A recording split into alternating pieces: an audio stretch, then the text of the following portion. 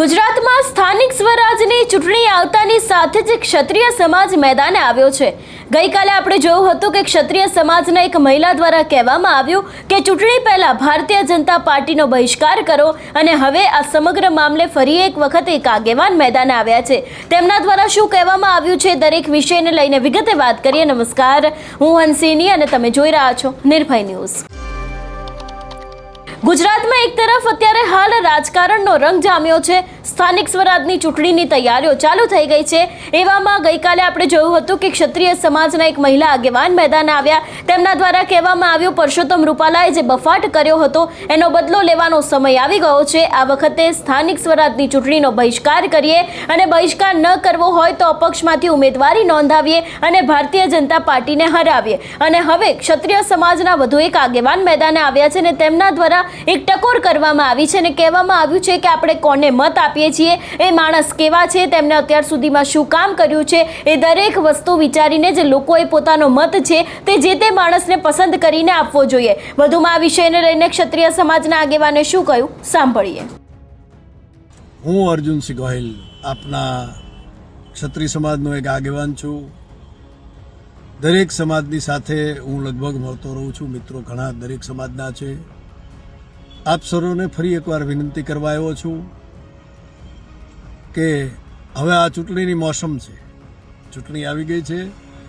ચૂંટણી એક લોકશાહીનું પર્વ છે અને નાની ચૂંટણી છે। તાલુકા પંચાયત, જિલ્લા પંચાયત, મહાનગરપાલિકા, નગરપાલિકાવાળી।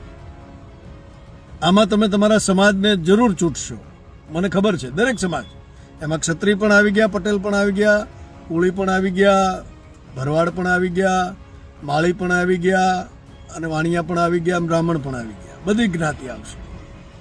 પણ તમે પાર્ટી લાઈનની વાત તમે કરો છો એની કરતાં સમાજને એક નવો રાહ આપો।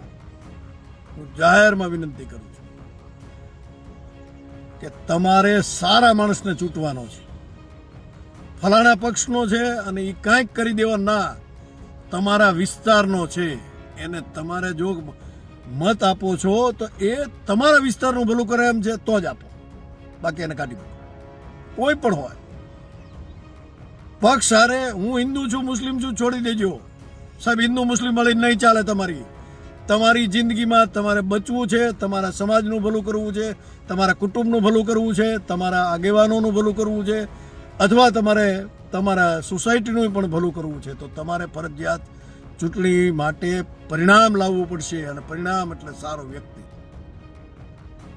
દેશનો વડાપ્રધાન આમાં નહીં આવે, દેશનો મુખ્યમંત્રી, રાજ્યનો મુખ્યમંત્રી ક્યાંય નહીં આવે, તમને કોઈ બચાવવાનું નથી। સાંસદ નહીં આવે, ધારાસભ્ય નહીં આવે, નગરપાલિકાનો સભ્ય એટલે નગરપાલિકાનો જ સભ્ય, નગરસેવક એ નગરસેવક। આ તમારે સમજીને ચાલવું પડશે। જો આ નહીં ચાલો તો માનું ત્યાં સુધી તમે તમારું નુકસાન કરી રહ્યા છો। અને પરિવર્તન, દરેક સમાજે પરિવર્તન પોતામાં લાવવું પડશે। એ જ રીતે જે રાજસ્થાને પેટર્ન કરી, મને રાજસ્થાનના લોકો ઉપર ગૌરવ થયું। દર 5 વર્ષે એક સરકારને કાઢી મૂકવાની। આપણે ગુજરાતી ઘણા વર્ષોથી એકનું એક શાસન ચલાવીએ છીએ ને એનો ભાર ને માર બે ખાય છે। મરજી તમારી, મિત્ર તમારો છું હું। આપને યોગ્ય લાગે તો આગળ વધજો અને ન લાગે તો આ વાતને મારી દબાવી દેજો। યોગ્ય લાગે તો શેર કરજો। મને મારા આપના મિત્ર બનાવવામાં આપને રસ હોય તો આપ મને કોમેન્ટ કરી શકો છો, મિત્ર તરીકે અભિનંદન આપી શકો છો। કોઈ પણ વાત આપ કરશો, હું એનો જવાબ જરૂર આપીશ। જય માતા। એટલે એક તરફ અત્યારે હાલ ત્રણેય પાર્ટીઓ પૂરતી મહેનત કરી રહી છે, એવામાં ક્યાંક ક્ષત્રિય સમાજ ફરી એક વખત મેદાને આવ્યો છે।